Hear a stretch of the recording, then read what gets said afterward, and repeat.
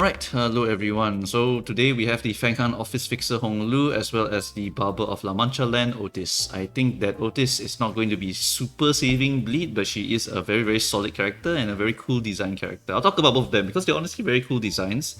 First thing I want to mention is that Hong Lu is Hong Lu and he generally has never had a terrible ID. All of them are useful either support passive or on field. So I'm guessing, right, this character here is pretty much going to power creep 7 Heathcliff in a way. And the reason I'm saying this is because the skill 1 here has 4 instances of Rupture Potency, very similar to Heathcliff, 7 Heathcliff. He also has this amount of Rupture Potency. The skill 2 is Rupture Count here, Rupture Count here, and Rupture Count here. So even though it's 2 coins, I suspect this will be positive Rupture Count. Even if it was all +1s, right? It will still be a +1, even if it's all just at minimum +1 Rupture Count. So I think that this is going to be positive Rupture Count, no matter what. It also has the bonuses of all of these skills, right? All have gain coin power. And also this special line here, if the target has, I'm guessing, 15 potency and 3 Rupture Count, then this skill does not inflict Rupture or Rupture Count, instead it gains coin power, which is very cool. It's not the same flavor as the other ones, but this one here is just straight up gains coin power. Alright, but the thing to note here, right, is that this line here, right, doesn't say do not consume Rupture Count. So that is the one sus thing here. Instead of not consuming Rupture Count with the skill 2, once you hit this threshold, you will gain coin power instead. So this skill is probably not meant to be used on a target that already has the 15 Rupture Potency and something count, because you're actually going to nuke your own Rupture Count and stuff, because you will not apply it and you will definitely consume it, but you get coin power instead. So yeah, very interesting that they changed the line a little bit for the 2 stars here.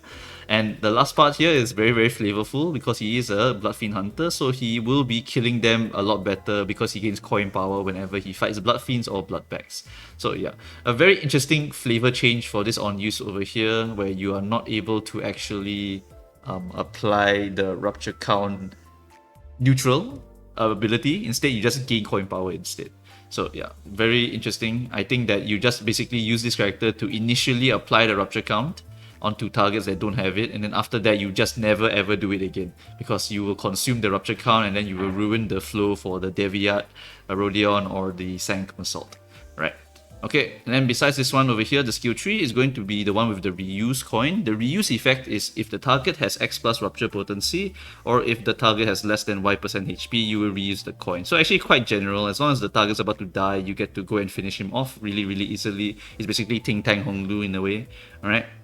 And the skill 3 over here is that if the target has X plus Rupture and Rupture Count, you will not inflict Rupture or Rupture Count, and you will consume the Rupture Count, but you will gain the coin power, because they didn't write the special line for Deviat and for Sank pretty much.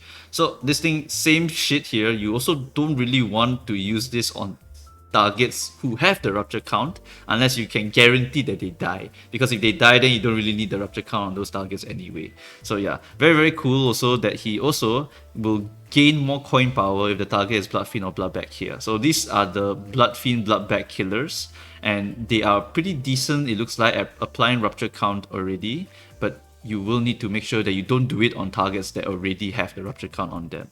For the skill 3, this will have a Clash Wind inflict Rupture Count over here, and it will hit inflict Rupture, hit inflict Rupture. Alright, so this character here seems a bit interesting to pilot. I will have to wait and see to see like how much is the Rupture Count over here. Even at +1 minimum, it's still going to be a +1 Rupture Count. And this part here, if it's actually like maybe +2 potency per line, it's actually going to be basically equivalent to 7 Heathcliff. So we'll just wait and see what the numbers are.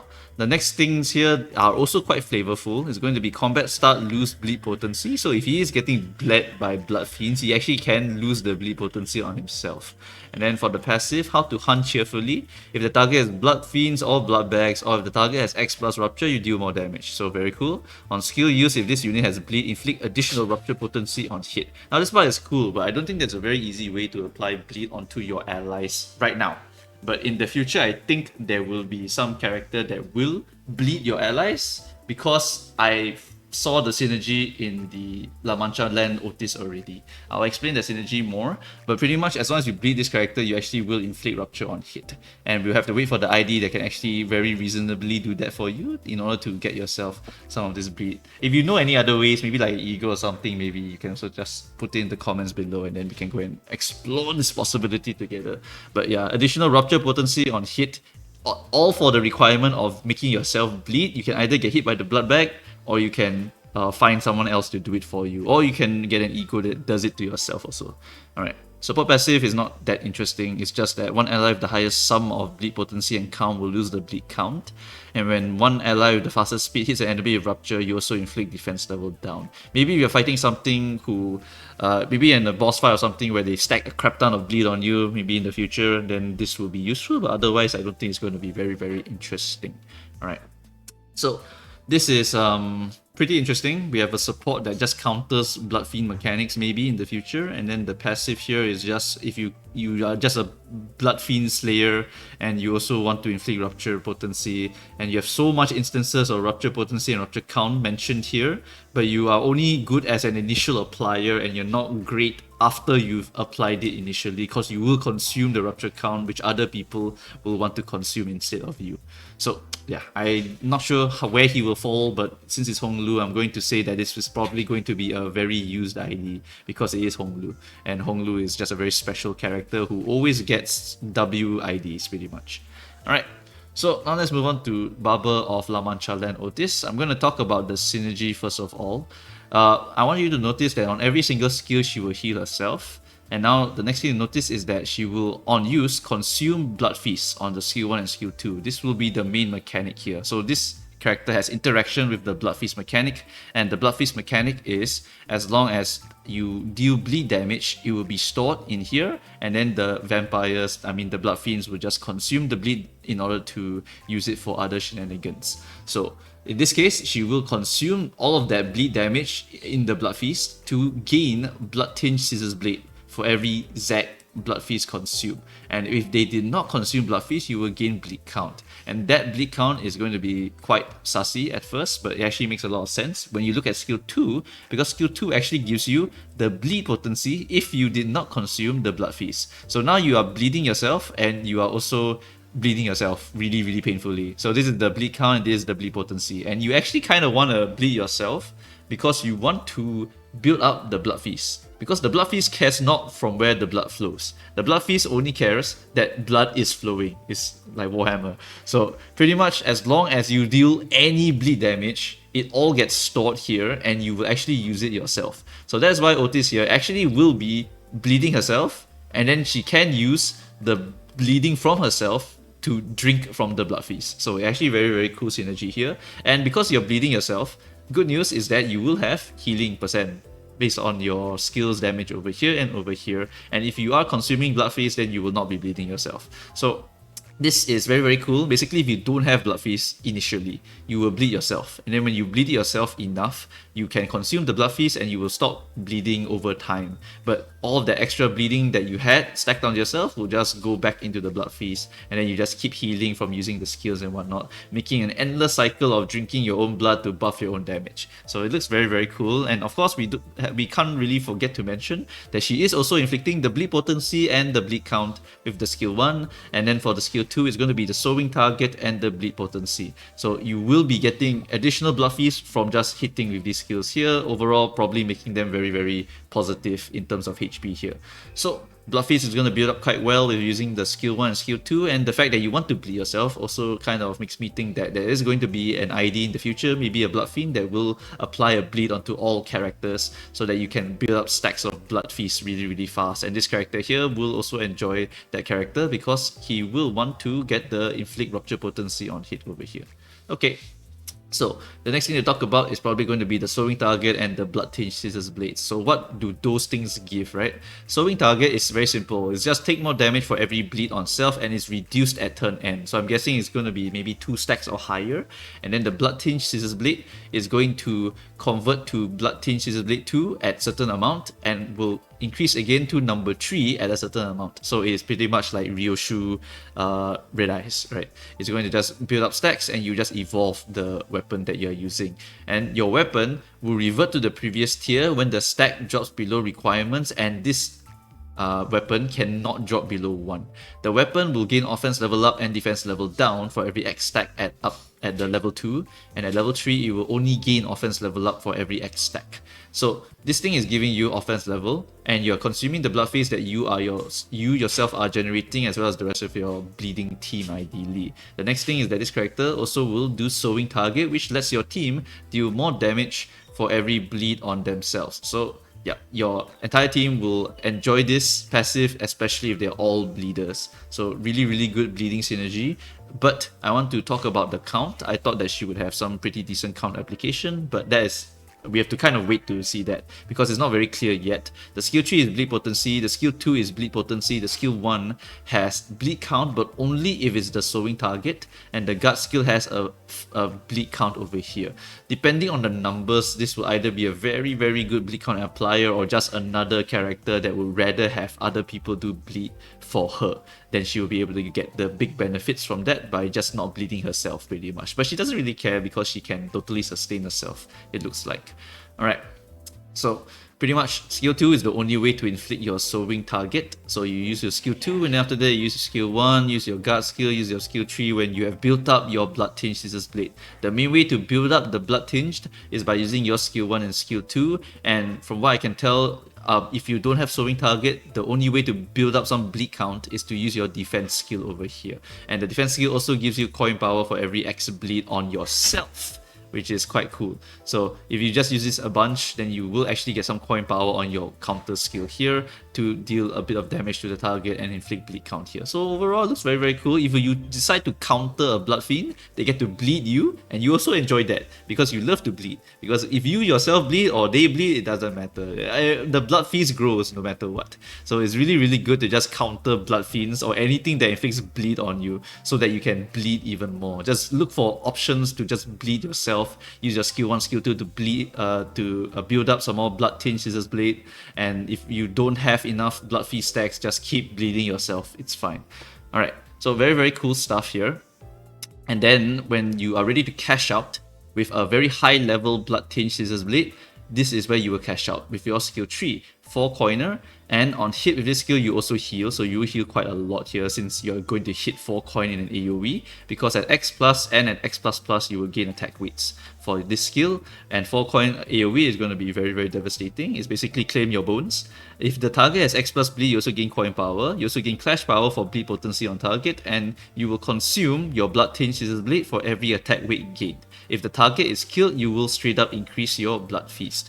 And you also regain half of the blood tinged consumed by this skill. And if the target is also sowing, which means that you probably want to use your skill 2 before you use your skill 3, then you also increase blood feast again, and you also gain some blood tinged scissors blade. So I'm guessing these two here will either break even or give you maybe like a slightly lower amount, but not so low that you can't really build up in like 1 or 2 uses of your skill 1, skill 2. A bit like Ryoshu, you know? Ryoshu, when she kills with the skill 3, she gets like 7 of the charge, so she can technically do it again after using 1 skill over here. Some shit like that. I'm guessing that's what the math going to be like for this one over here. And this skill 3 will do bleed potency and an AoE, and all of that bleed will go back into the blood feast in addition to the blood feast that you're going to get from the stuff over here, whether you kill or if the target is a sowing target.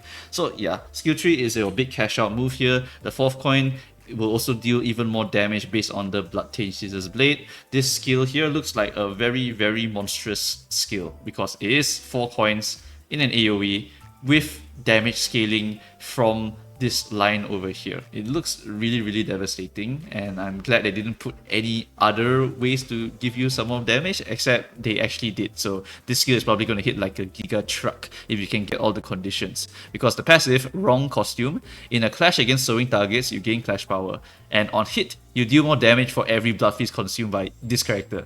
So yeah, when you're building this up, you are also getting scaling on yourself. And on hit, you also deal more damage for every bleed on the target, and the enemy also takes more damage for every bleed on themselves because you have sown them. So you do this, you get the bleed, you get the skill 1, skill 2 spam, and then you just build up a bunch of Blood Feast eatings, and then after that you skill 3 and you have scaling here, scaling here, scaling here, scaling here, and now the enemy is probably going to die because you just triple AoE them and you just kill all of them, you get more Blood Feast, you get to eat some more, and then you just use a skill 3 when you're ready to use a skill 3 again. I feel like this character, once she gets rolling, she actually will just roll the entire fight by herself. It looks super strong, especially if you're going into any of the future battles where it's just a bunch of enemies to slaughter. If you just kill all the enemies, you can give Outis more actions, you will just straight up just destroy all enemies here, right? Looks very powerful, and you even have some self-sustain for yourself. Looks really good. Okay, and then the last one here, support passive. Don Quixote, Hard Blood Arts 8 Scissors. At this point, they're not even trying to hide it. But yeah, Don Quixote, Hard Blood Arts 8. So she was taught by Don. And one ally with the fastest speed, if the enemy is killed after the attack, they will heal HP. And the ally with the fastest speed, if the enemy is killed after attack, for the next turn, you inflict bleed count when inflicting bleed potency with skill or coin effects for the next turn. Now that shit here is actually super interesting because you are changing the bleed potency to the bleed count, but it's not change, it's additional. So for Dawn Solo, it looks really cool. This is like a prelude, you know, to Dawn Solo. If the enemy is killed, basically if you have any sort of like setup fights or any fights where you can kill a bunch of enemies, you can now inflict your bleed count when inflicting your bleed potency. So that is a really cool effect. And if all the fights are going to have some sort of mobs to kill, oh my god, this shit here looks so damn sick. Like, oh my goodness, that is ridiculously cool. Like, imagine you apply like 10 potency in total. Oh my god, dude.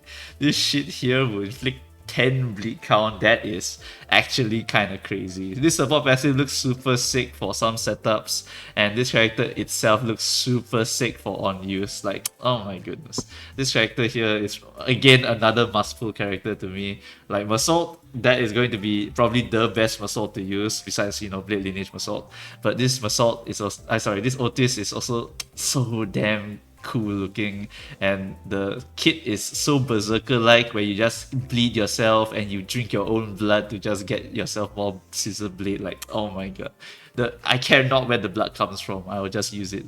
Right, it's so damn cool. There are some downsides for the Blood Feast, is that it will reset when you move to a different zone, so you can't carry over your stacks, which is kind of annoying. So you can't really build up a bunch of stacks, right? And then you go to the final boss fight and then you have some stacks. No. You don't have any more stacks when you go to that final boss fight. So that's the only little bit of annoying shit that I don't like about the Blood Feast. I can build up a lot of stacks here, but I can't really bring over those stacks. I have to kind of rebuild up the Blood Feast. But hopefully by then I will have already built up the Scissors Blade at least, so that I can at least bring that over, and then I'll have a lot of that offense level buffs for easier clashing, and then I can just reapply all the bleed onto the target and build it up again. But I'm guessing that in the future it's going to be a lot easier to build up the Blood Feast because we will be getting another ID in the future. If you don't know yet, there was a reveal already. The next one is probably going to be Gregor ID for a Blood Fiend again, and with Gregor we will need, I think, one more, because in the story so far we have 3 regions we need to go to, so we're going to get 3 Blood Fiends, and then we also get, of course, the Don Quixote Blood Fiend. Alright, so I think that's going to be it. If I miss anything, feel free to let me know in the comments. But besides that, I think Outis and Hong Lu here are going to be probably characters that you really want for Rupture as well as for Bleed. Alright, that's it. Thanks guys, bye bye. Yeah, you want to eat anything for dinner?